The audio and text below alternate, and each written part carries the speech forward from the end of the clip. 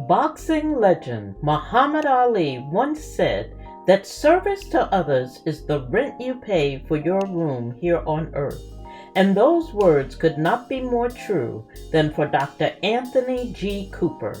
From standing on the front line of the Afghanistan war to civil service assignments within the Department of Defense to now Chief of Voluntary Services for the U.S. Department of Veteran Affairs, Dr. Cooper's commitment to his country and fellow citizens is what storybook heroes are made of. Join me, Deborah Tyler Horton, as we salute Dr. Anthony G. Cooper and his life of service for this next edition of In My Own Words, presented by AARP Georgia. I have to tell you, I am so excited to see you. I'm so pleased with the great work you're doing. The fact that you took time from your busy schedule, and I know you are one of the hardest working men I know out there in Atlanta, working for VA, that you took time to have a conversation on In Your Own Words. So thank you so much for being here, and talk to me a little bit about the work you're currently doing with the VA health systems. Thank you, Deborah. I tell you, I love what I do. So my job as the Chief of Voluntary Services at the Atlanta VA healthcare system is to help care for our veterans and their family members. Our mission is to care for those who were born to battle and his or her widows. And so that's what I do, Deborah, every day. But I do that in collaboration with the community. We see in Atlanta over 1 million veterans a year. My whole purpose for the VA, at the VA, Atlanta VA healthcare system, is to partner with the community. And so over the last 2.5 years to be partnering with the AARP to take care of our veterans has just been a dream come true for me. It's kind of like I woke up and landed in heaven when I first met Jill to come on site and say, hey, Dr. Cooper, how can we help? And so I'm just excited. And then Jill tells me that you're a military spouse. I was like, you're kidding me, that you traveled and experienced a lot of the same experiences that I had as a veteran, and also as a military spouse as well. So thank you for having me. So it's great work that you're doing. We understand that we can't do this work alone. And I think partnerships are key in everything we're doing, whether it's the work that AARP is doing or the work that the VA is doing. Partnerships are key. Yes, they are. And so tell me, how did you start working with AARP? Well, I tell you, I was at a community event, and I tell you, it seems like everywhere I went, Jill was there. And so I was like, wow, I'm so glad you had hired her. And every time I go to a lot of these community events, a lot of organizations say, hey, we want to help, and how can we help? But a lot of them does not have the tradition of helping people like AARP do. And so I was so excited when I was of age and I could join myself. And so then I get there and I see Jill, and she comes to me, like I said, and she said, hey, Dr. Cooper, I want to help you. And that's when our relationship just started, like I said, with the telehealth, with the different venues in the community, with the women veterans, with Jill being a female veteran herself. So I'm so glad not only did you hire someone, but hire somebody who has experience in being a veteran and a moms as well, because that's just an underserved population, because they are one of our largest, it's the largest in the country, but also, Deborah, our second largest group is elderly veterans as well. So partnership, I heard you mention partnership. How important is partnerships to the work that you do? I tell you, we wouldn't be able to take care of them if we was not able to. When I tell you over almost a million visits a year, it's not that we're seeing 1 million veterans, but each time that veteran comes, our staff has to entertain that. So each visit counts amongst our staff. And so it's just so overwhelming that the VA recently came out with a new initiative called the Mission Act, that it says that if a veteran cannot be seen within 30 days, that we will refer them out to the community to get care. That's just how important it is to caring for our nation heroes. And so as a result of that, we rely on the community healthcare facilities, but not only that, there's other areas that we need help for. And that's how basically my relationship began with the AARP. So I want to back up a little bit. Talk to me about why the VA? I mean, how did you come to work with the Veterans Association? You know, I tell you, that's interesting. It's been a journey, but I'm gonna give you the short version of that journey. I believe it started when I was 4 years old. My father was killed in an automobile accident tragically. He was a Vietnam era veteran. My mother was 28, he was like 32 years old. And so when that happened, that she had 5 children, and she took the 5 of us back to her parents, so to her father's house, kind of like took them where she knew that she could get some help. And so when she took us back there, my grandparents were sharecroppers. I grew up in a little small town in North Carolina. And so when she took us back to him, he put us in a house next door, actually a mobile home. And he put us there, and I grew up there, farming, raising tobacco, some of the hardest work you could ever imagine wanting to do. But I didn't know a lot about my father. But one of the things that she always told me is that he served in the military, that he had joined the Army after graduating from high school and came back, and that was during the Vietnam era. And so that kind of stuck with me. Well, I knew by the time I got 18, working in those tobacco fields was not my future. You know, that was some challenging work. And so I can imagine. I said I needed to do something. And so coming from the means, we didn't have a lot to offer. And so I joined the Armed Forces as a way to pay for my education. And so I did that, of course, obtaining my PhD. But as I worked for 20 years and serving in the military, I had some great jobs. I fell in love with the military. I met my wife in the military. Both of my children, both of my daughters were born when I was in the military. I got to see the world when I was in the military. And so I became, from 18 years old, and all of my adult life, I've either served in the military or worked as a public service in relations to the military. So that's how it kind of developed. And so when I started pursuing my doctoral degree, I had retired from the Army, and my wife was on active duty as well. And so I got out after going to Afghanistan. When I got out, my wife was sent to Iraq. And so our daughter's about 10 years apart. My oldest was in college and my youngest was in middle school. Wow. And my wife goes to Iraq. And here I am home with a 4-year-old little girl. Couldn't do hair. And so I struggled. I'm out of the military. I'm here in Atlanta. There was not a big military base here. So I struggled as now a military spouse. I didn't know what to do. I didn't have much of a support system. And so as I was studying, I was also pursuing my PhD.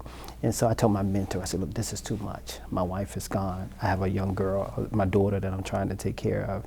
And I need to take a break. And so I had to get permission to stay out so many semesters. And they said, listen, my mentor, she said, you're going to be a better study as a result of this experience. But I would encourage you when you come back and you start your dissertation topic that you do something on something, your lived experience. And what you are experiencing now may be a topic that you want to write about. And that's what I did. So, you know, I heard you talk about transition. And I think that's so key because, you know, I'm sure by now the work that you're doing, you're not the only person that goes through that, you know. I mean, and this is, you know, kind of a different transition now.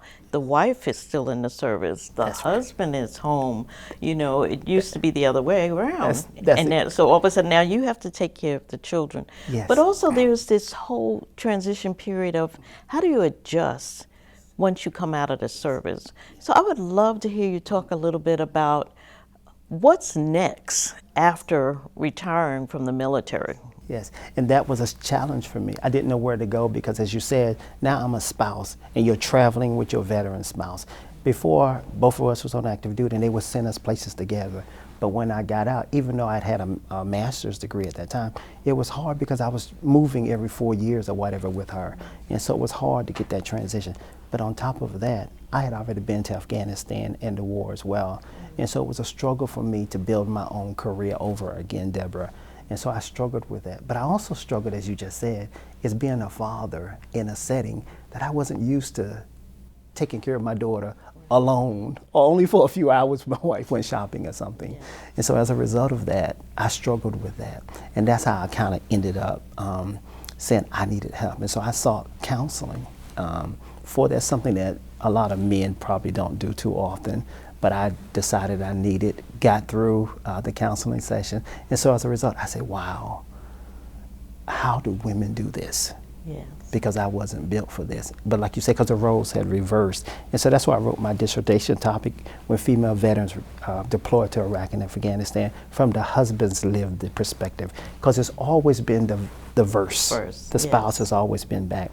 And so I struggled with her being in combat, being in harm's way. I could do nothing. I couldn't protect her, and I was struggling to care for my daughter. So talk to us about the programs and services that are available to help through this transition and the work that you're doing today. Well, that's a good question. As you know, Deborah, over 20 veterans a day are committing suicide.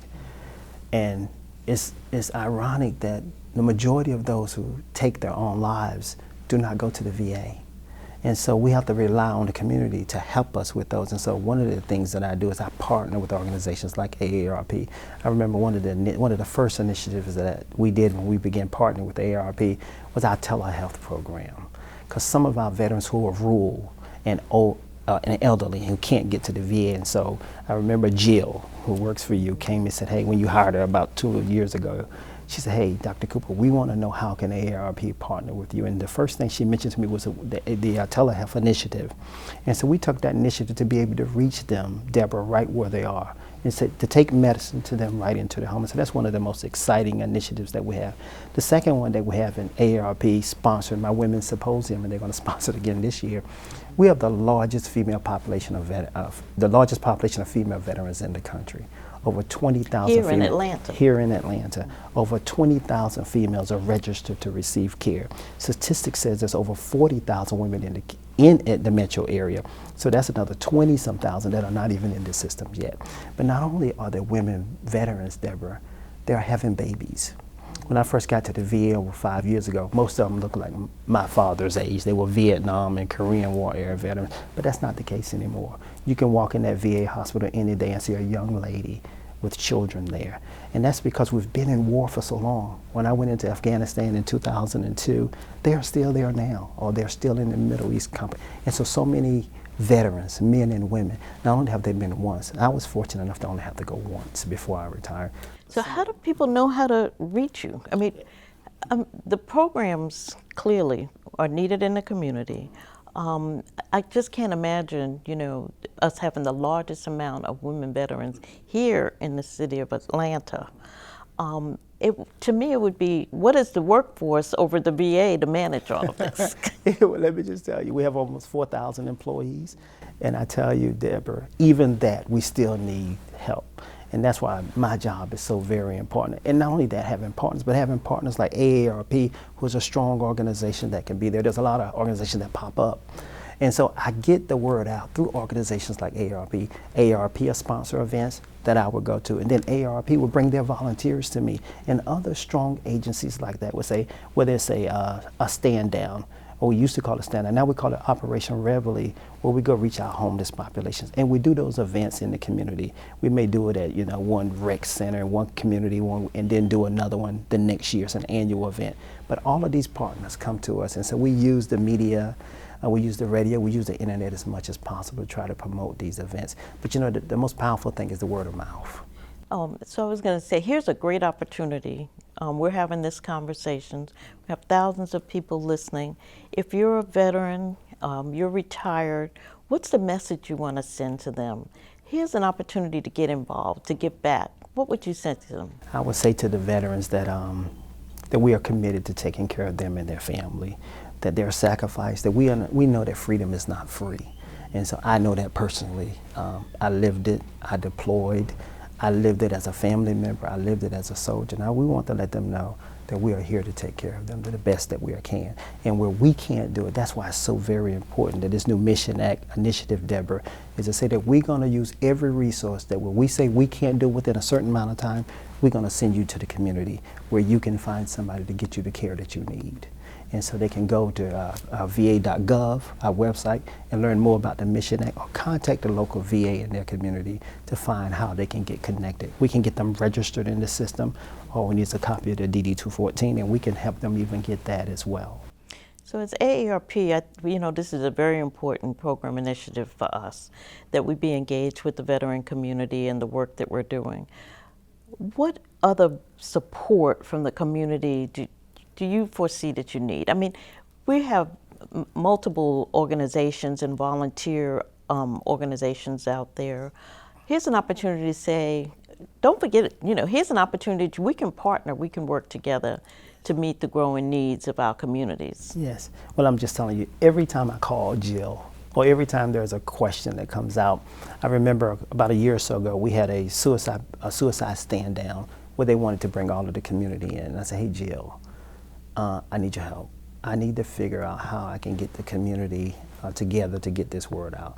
And I think Jill worked with one of our local communities, Riverdale here. And I want to tell you, Veterans Day, you all got the entire building for us almost a whole week. And then I hear we got it again got it again the entire week to do veteran-centric programs. Deborah, I'm talking about luncheons, I'm talking about women's symposium, I'm talking about health screenings, flu shot, you name it. You all did that in collaboration with us. And it was open to the entire community.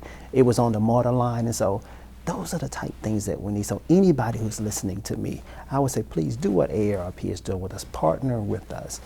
So where we're short, we know we're so much stronger as an entire community taking care of our veterans and families. Well, we appreciate everything that you do, what you're doing at the center, and AARP wants to continue to support that work and work closely with you all and make a difference in the community. I want to ask this last question, and that is, Dr. Cooper, what's next for you? What's next for me? Deborah, that's a great question.